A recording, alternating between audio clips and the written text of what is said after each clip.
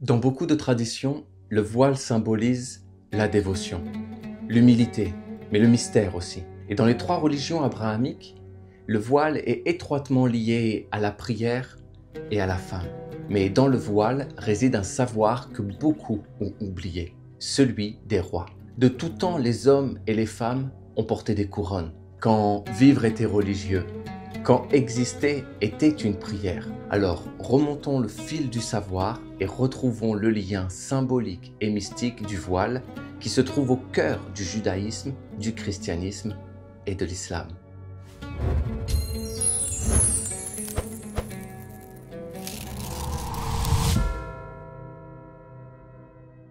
Pour comprendre le sens du voile d'un point de vue initiatique, il faut avant tout se libérer du concept que seule la femme est voilée, que seule la femme doit se voiler. Nous devons regarder avec les yeux de l'âme qui est androgyne et comprendre que la femme et l'homme sont deux principes qui doivent s'équilibrer en nous et que j'appelle communément la prêtrise et la maîtrise. Nous devons prier nos aspirations, nos élans, nos idéaux à l'intérieur des temples et nous devons maîtriser notre existence à l'extérieur. Mais le vrai temple ne se trouve pas dans les synagogues, les églises et les mosquées, à l'extérieur de nous. Le vrai temple est en nous. Il se trouve dans notre cœur. Quand nous prions, nous entrons dans notre cœur. Et quand nous réalisons, quand nous accomplissons, nous en sortons. Prier, c'est parler. Maîtriser, c'est réaliser. Prier, c'est s'offrir. Maîtriser, c'est s'accomplir. Réalisons nos paroles. Offrons nos accomplissements, pratiquons nos théories. Et c'est ainsi, selon moi, que nous nous construisons et grandissons.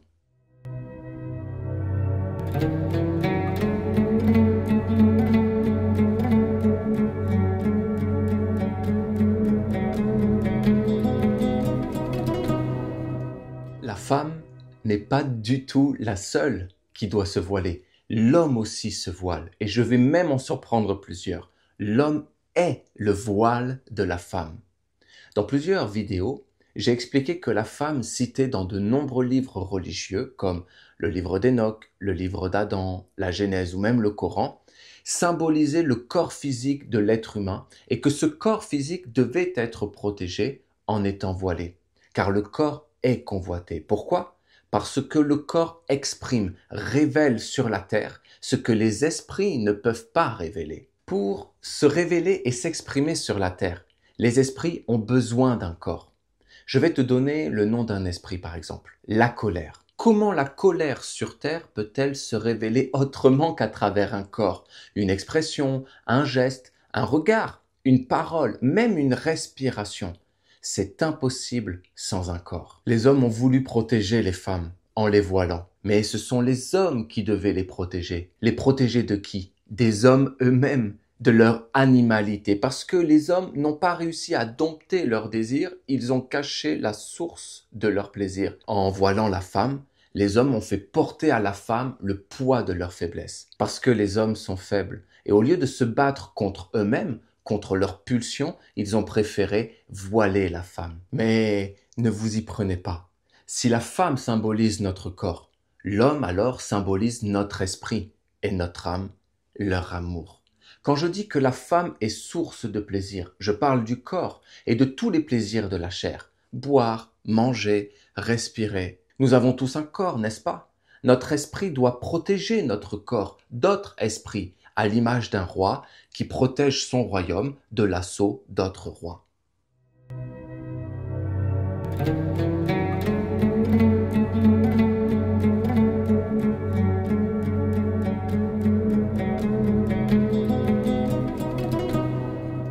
Comment l'homme se voile ? Nous pouvons penser à la kippa dans la tradition juive et à la takia dans la tradition musulmane. Ces couvre-chefs sont portés essentiellement pendant la prière, mais ils peuvent être portés tout au long de la journée. Se couvrir la tête dans les temples est un signe de profond respect et de dévotion. Décider de se couvrir la tête durant la journée entière symbolise notre volonté de ne pas vraiment quitter le temple, de faire de notre journée une prière et de cultiver en permanence une attitude de respect et de dévotion envers le sacré. Mais il n'y a pas seulement la kippa, il y a aussi le turban dans certaines branches de l'islam. Le goutra, maintenu par une corde noire appelée agal dans les traditions arabes. Couvre-chef, coiffe, chapeau, turban, voile et autres ne sont pas moins que des couronnes. Car en vérité, nous sommes tous des rois et des reines. Et que fait un bon roi? Eh bien, il prie à l'intérieur du temple et il gouverne à l'extérieur du temple. Allons même plus loin. Avant de gouverner, c'est-à-dire avant de prendre une décision, avant d'agir, nous devons aller prier dans le temple qu'est notre cœur. Et avant d'aller prier, il nous faut agir. Je m'explique.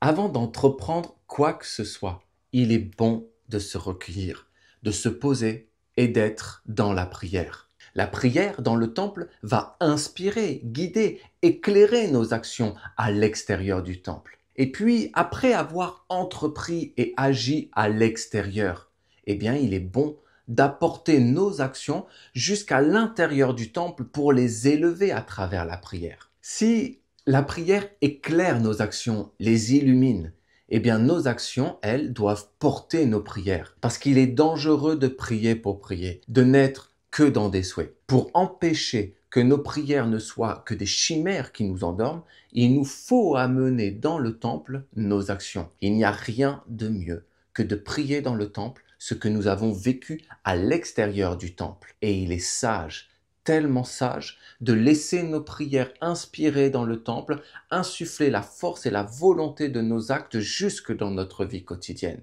C'est vraiment à ce moment-là, quand nos actes portent nos prières et que nos prières inspirent nos actes, que nous ne quittons plus vraiment le temple et que nous devenons de vrais rois et de vraies reines.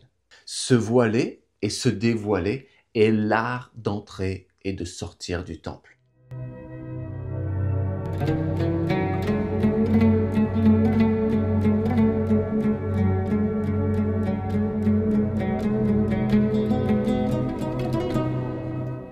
Il n'y a pas si longtemps, en France et en Europe, les femmes chrétiennes étaient encore voilées et ne se découvraient les cheveux qu'à l'intérieur de chez elles.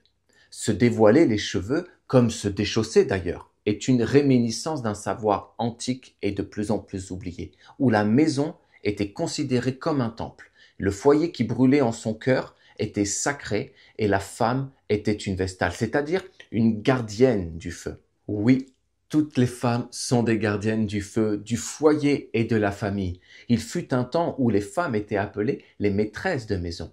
Et nous disions, ce que femme veut, Dieu le veut. Dans le christianisme, les bonnes sœurs sont des femmes voilées. Et les moines en guise de voile, eh bien, déposent sur leur tête une capuche qui symbolise le recueillement, une vertu propice à la prière. La capuche est un voile qui symbolise la protection. Quand nous nous voilons, nous nous protégeons des influences extérieures.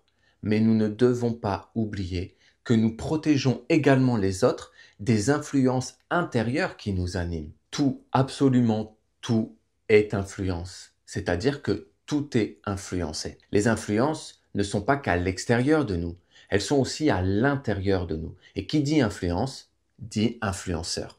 Les chrétiens diront tentateur. Mais peu importe le nom qu'on lui donne, Satan, diable, Shaitan, l'adversaire est en chacun de nous et le combat est intérieur. Il est tellement facile de dire que le tentateur c'est l'autre, mais le tentateur c'est d'abord nous-mêmes.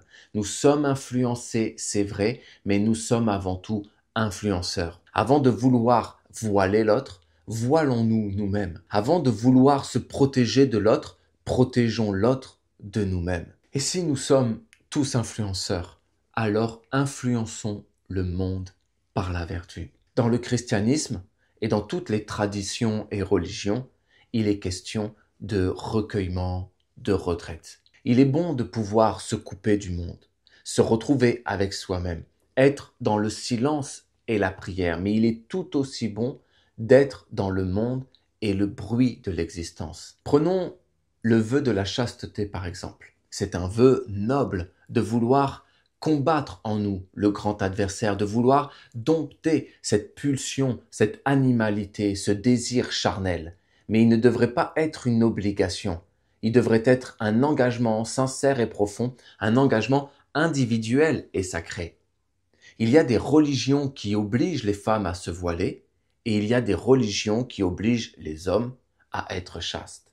Certains diront que les hommes d'église ont choisi d'être chastes. Eh bien, il est certain qu'il y a autant de femmes qui ont choisi d'être voilées. Et par amour de la religion, il y a autant d'hommes qui se sentent obligés d'être chastes pour embrasser leur foi que de femmes qui se sentent obligées de porter le voile. Bien sûr, n'oublions pas les femmes qui sont chastes et les hommes qui portent le voile.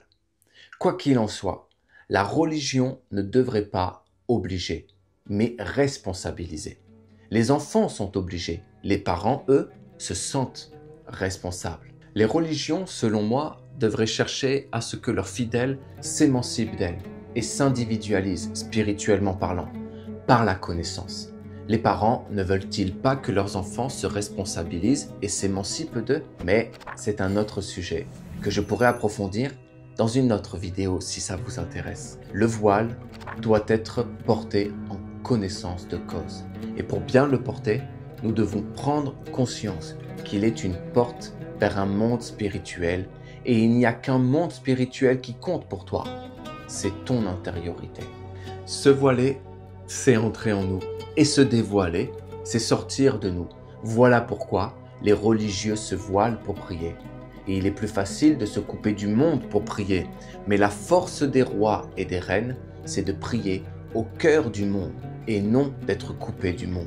Dans une prochaine vidéo, nous plongerons à la source même de l'enseignement le plus ancien et mystique du voile, le voile d'Isis. Je vous souhaite tout le meilleur et à bientôt.